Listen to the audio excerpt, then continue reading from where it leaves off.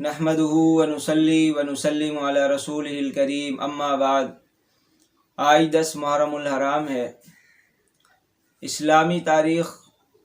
آج حضرت ادریس علیہ السلام کا تذکرہ ہے۔ حضرت ادریس علیہ السلام جوان ہوئے تو اللہ تعالیٰ نے آپ کو نبوت سے نوازا اور 30 صحیفے نازل فرمائے۔ نبوت ملتے ہی آپ نے دعوت و تبلیغ کا کام شروع کر دیا۔ مسلسل دعوت دینے کے باوجود تھوڑے سے لوگوں نے ایمان قبول کیا اور اکثر لوگ جھٹلانے اور ستانے میں لگے رہے۔ جب لوگوں کا ظلم و ستم حد سے بڑھ گیا تو اللہ تعالیٰ کے حکم سے ایمان والوں کو لے کر بابل سے مصر چلے گئے اور دریائے نیل کے کنارے آباد ہو گئے، اور آخری وقت تک لوگوں کے درمیان انہی کی زبان میں اللہ کا پیغام اور دینی دعوت کا فریضہ انجام دیتے رہے۔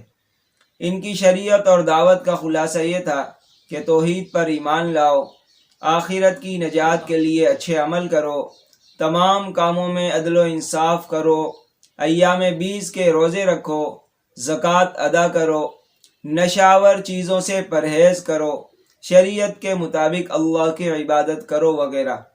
وہ آخری وقت تک لوگوں کو دین کی دعوت اور اچھے کاموں کی نصیحت کرتے ہوئے 365 سال کی عمر میں اپنے خالق حقیقی کے دربار میں پہنچ گئے۔ نمبر 2، حضور صلی اللہ علیہ وسلم کا معجزہ، ابو جہل پر خوف طاری۔ ایک مرتبہ ابو جہل نے لات و عزیٰ کی قسم کھا کر کہا کہ اگر میں نے محمد صلی اللہ علیہ وسلم کو سجدہ کرتے ہوئے کبھی دیکھ لیا تو اپنے پیروں سے نعوذ باللہ اس کی گردن رون ڈالوں گا۔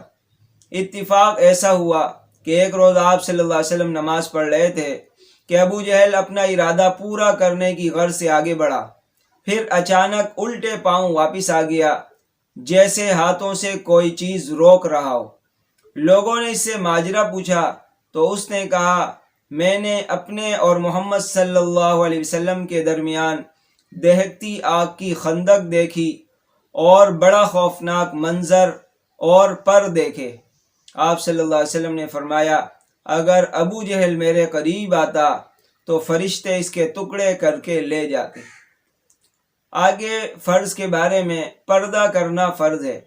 قرآن پاک میں اللہ تعالیٰ کا ارشاد ہے، اے عورتوں، تم اپنے گھر میں ٹھہری رہا کرو اور زمانہ جاہلیت کی طرح بے پردہ مت پھرو۔ فائدہ: تمام مسلمان عورتوں کے لیے ضروری ہے کہ جب کسی سخت ضرورت کے تحت گھر سے نکلیں تو اچھی طرح پردے کا خیال کرتے ہوئے باہر جائیں، کیونکہ پردہ کرنا تمام عورتوں پر فرض ہے۔ آگے ایک سنت کے بارے میں، نماز کے بعد ایک اہم دعا پڑھنا۔ رسول اللہ صلی اللہ علیہ وسلم نے فرمایا، اے معاذ، میں تم کو وصیت کرتا ہوں کہ کسی نماز کے بعد اس دعا کو نہ چھوڑنا۔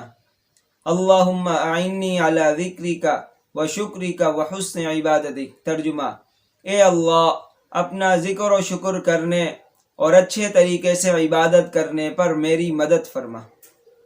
آگے چاش کی نماز کی فضیلت۔ رسول اللہ صلی اللہ علیہ وسلم نے فرمایا، جو شخص چاش کی 2 رکعتوں کی پابندی کرتا ہے تو اس کے گناہوں کی مغفرت کر دی جاتی ہے، چاہے وہ سمندر کے جھاگ کے برابر ہوں۔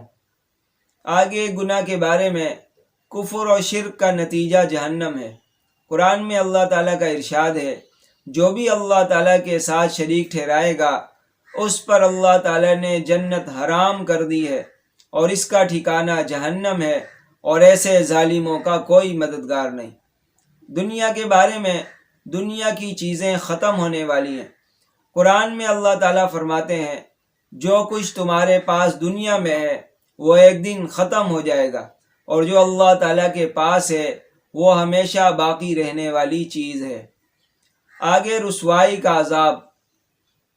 رسول اللہ صلی اللہ علیہ وسلم نے فرمایا، قیامت کے دن بندے کو ایسی شرمندگی لاحق ہوگی کہ وہ پکار اٹھے گا، یا رب، آپ مجھے جہنم میں بھیج دیں، یہ میرے لیے اس ذلت اور رسوائی سے زیادہ آسان ہے جو مجھے اب پہنچ رہی ہے، حالانکہ اس کو معلوم ہوگا کہ دوزخ میں کتنا سخت عذاب ہے۔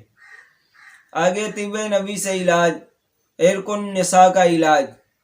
حضرت انس رضی اللہ تعالیٰ عنہ فرماتے ہیں کہ میں نے رسول اللہ صلی اللہ علیہ وسلم کو سنا کہ عرق النساء کا علاج عربی بکری کی چکتی ہے، یعنی دمبے کی چکتی ہے، جسے پگھلایا جائے، پھر اس کے 3 حصے کیے جائیں اور روزانہ ایک حصہ نہار منہ پیا جائے۔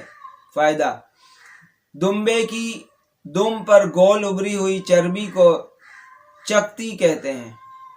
نبی کریم صلی اللہ علیہ وسلم کی نصیحت۔ رسول اللہ صلی اللہ علیہ وسلم نے حضرت ابو ذر رضی اللہ تعالیٰ عنہ کو نصیحت فرمائی کہ قرآن کریم کی تلاوت اور اللہ کے ذکر کا اہتمام کیا کرو، اس عمل سے آسمانوں میں تمہارا ذکر ہوگا اور یہ عمل زمین میں تمہارے لیے ہدایت کا نور ہوگا۔